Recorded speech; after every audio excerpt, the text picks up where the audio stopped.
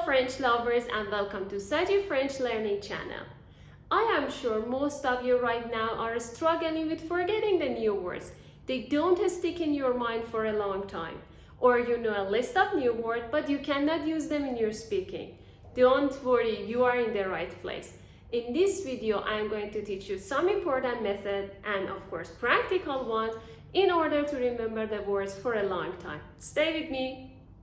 The first one is the power of context.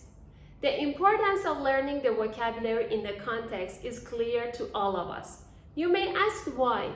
Because in this way you see the correct position and part of a speech of vocabulary.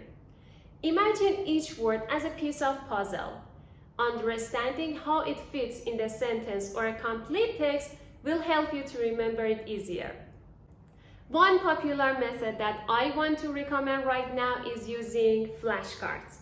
You prepare a paper in this size or maybe bigger or smaller, no matter. In one side, you write the new word, for example, le, and in another side, you write the meaning in English or in your mother tongue. Milk here. If you want to be more professional, you can use part of a speech here, noun, adjective, adverb, whatever. Then the meaning of the new word, and after that make one sentence with that and memorize this sentence. Is the power of context, our first method. Next to flashcard, if you use one spaced repetition application, you can maximize your memorization. The third one, categorization. To make your learning easier, you can organize your new word into categories. For instance, clothing, gaming, entertainment, and so on. Also, you can associate the new words with an image or maybe diagram in order to remember better and faster. The fourth method is active usage. Now it's time to put these new words into action. Use them in your speaking, writing, even your thoughts. That's what I ask from my students to do in my classes. Every session, I want them to remember 5 new words in the class and use them in their speaking.